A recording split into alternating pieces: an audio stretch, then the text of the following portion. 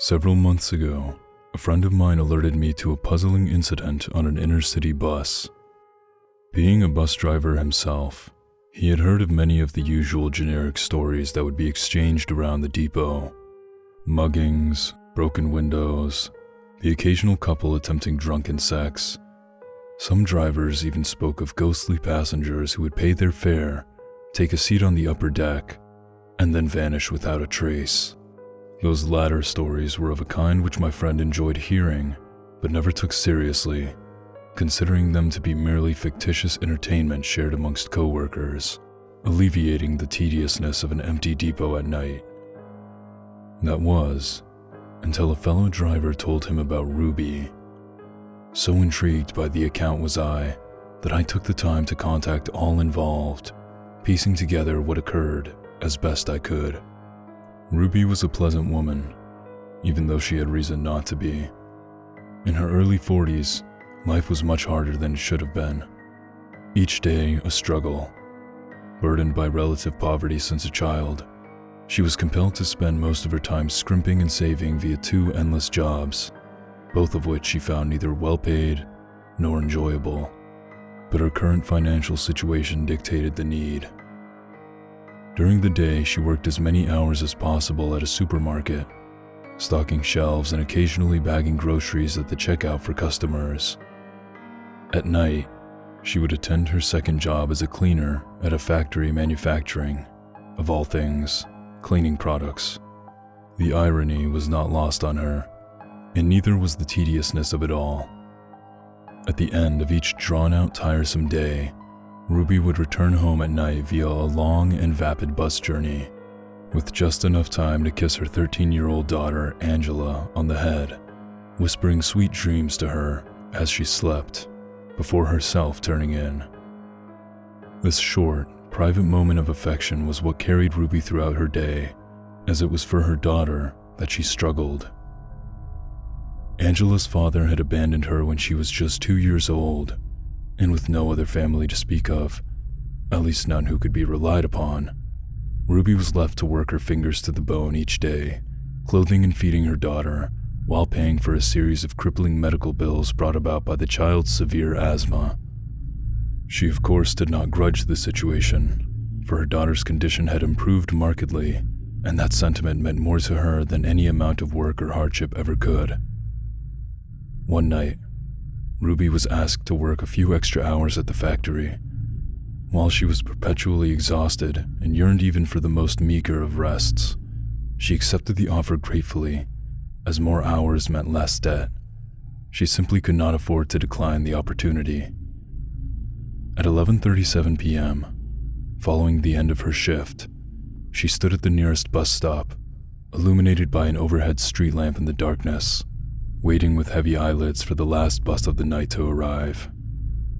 Thankfully, the wait was not long, and soon the elongated vehicle cumbersomely inched up the road, slowing before stopping, opening its hydraulic doors with a hiss, welcoming her into its embrace. The driver, a balding and irritable man who appeared equally as tired as she did, grumbled for Ruby to pay her fare, which she did after rifling through her handbag for what seemed an age, finally producing the desired amount of loose change, much to the driver's annoyance. In a dazed lethargy, she wandered down the aisle, taking a seat next to a window at the back. As she prepared herself for the long, boring route home, the vehicle shuddered back into life, pulling away from the pavement as the doors sealed shut, stumbling with unsure progress on the last leg of its journey for the night. The engine growled, the vibrations climbing up the frame of the bus, rattling the windows slightly, and causing the seat, which Ruby now slumped in, to quiver in response. The vehicle had seen better days and was clearly reaching the end of its life. The grime on the windows and floor was a congealed reminder of the countless thousands who had sat in each of the seats, weary and thinking of home. Discarded gum stuck to a shoe, the murmured grievances of its passengers vented daily. Yet at night, the enclosed frame of rusting and neglected metal seemed almost serene in its apparent emptiness. With each turn of a corner, The bus juddered from side to side, and while the bright fluorescent lights, which beamed down from sterile fittings in the ceiling above, were enough to keep anyone awake, Ruby found that sleep still lay at the forefront of her mind. But for the driver, the bus lay empty, as best she could tell, without climbing the coiled stairs to the upper deck, which remained obscured. As is quite common of weary commuters, Ruby lay her head against the vibrating window to her side and persuaded herself that it would be acceptable to rest her eyes for a moment, just for a few minutes, enough to find some solace from the tiredness which forever haunted her. As the bus turned yet another corner, the soothing, shaking movements rocked its lonely passengers slowly, gently, and finally to sleep. How long her eyes had been closed for, Ruby did not know, but as her conscious mind came back sharply into focus from its slumber, the concern of having missed her stop presented itself. She detested leaving her daughter alone at home in the first place, never mind for any longer than was necessary. This worry, however, was soon replaced by something else, an uncomfortable sensation of personal boundary and social convention broken, of the air displaced by the form of something else. For as Ruby's eyes adjusted to the jagged fluorescent lighting once more, and the bus itself shook and grunted along the darkened concrete below, she stared at her reflection in the window, a mirror image now altered from what it had been before. A chill crept up her spine as she viewed the appearance of her own overworked, sleep-deprived, and worried features, alongside the strange impression of the person now sitting in the seat next to her. As the city lights flashed by from outside, Ruby stared at the window momentarily, then nonchalantly turned her head to look around, deliberately avoiding staring at the individual beside her. But this only added to the sense of unease, for other than herself, the driver, and the passenger, there was no one else present. This was not unusual, as public transport was never that busy at night, except during the weekends. The city quite happily asleep, or readying itself for bed only to wake in the morning for work. But what concerned her was that a person would choose to sit next to a perfect stranger on an empty bus at night when they were surrounded by vacant seats. Not wishing to be rude, she continued to gaze at the reflection as the passenger's appearance captivated her attention. Being unusual somehow, head bowed as if staring at the ground, features obscured by the hood of a dark green jacket. This also added to the peculiarity of the individual, as it was a summer's night, and yet they were clothed as if for winter. For a little while they sat in silence, but as the bus continued on its journey, Ruby felt increasingly agitated, partly by the proximity of her unwelcome companion, but more so by an unknown factor.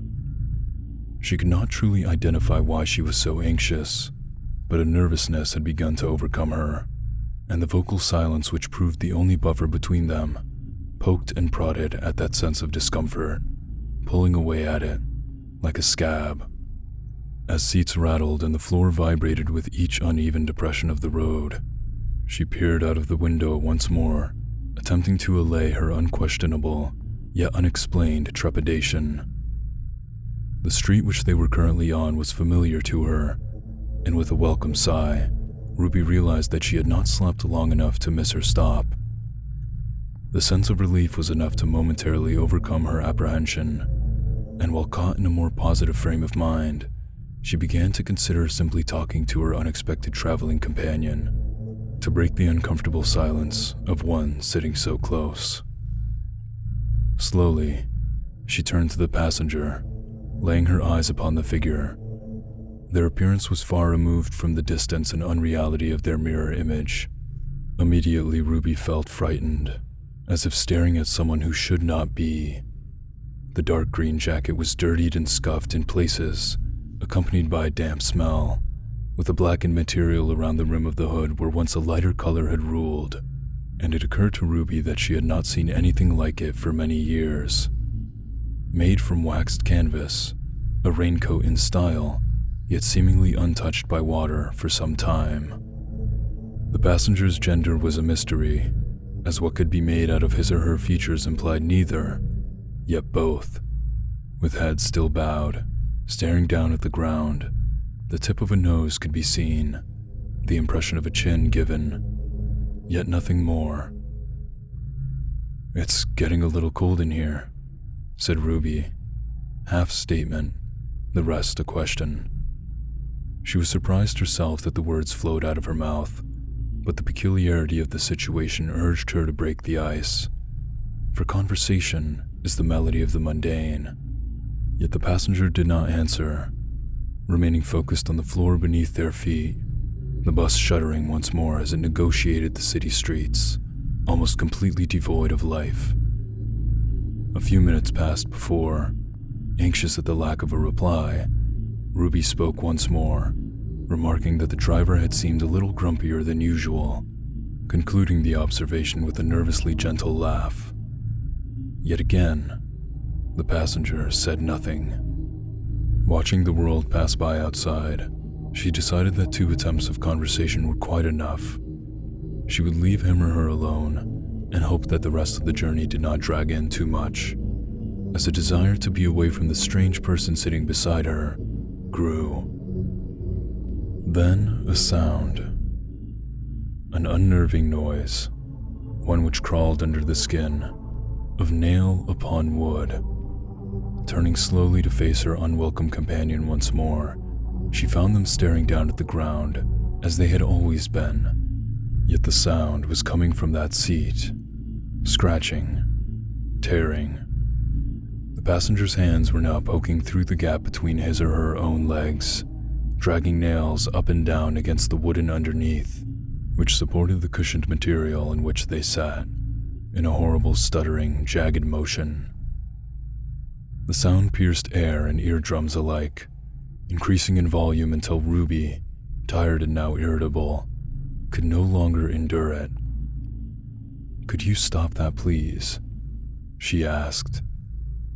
Yet it continued.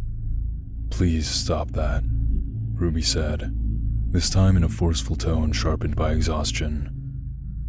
The passenger ceased, and yet did not move, nor face her, nor even acknowledge her presence. Agitated, yet relieved in a sense, Ruby gazed out of the window once more, trying to extinguish the growing sense of annoyance which was now building inside.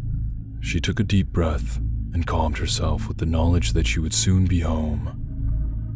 Rummaging through her handbag, she found a half-eaten packet of mints and began to unravel them, before popping one into her mouth. Looking up, what she now saw froze her to the core. The passenger's face peered out from behind her head, eyes deep and blackened, mouth deformed and skewed gaping wide, captured hideously in the glass reflection. She screamed at the sight of the face. Shock turned to fear, and fear leapt to panic as she yelled and pleaded for the driver to help.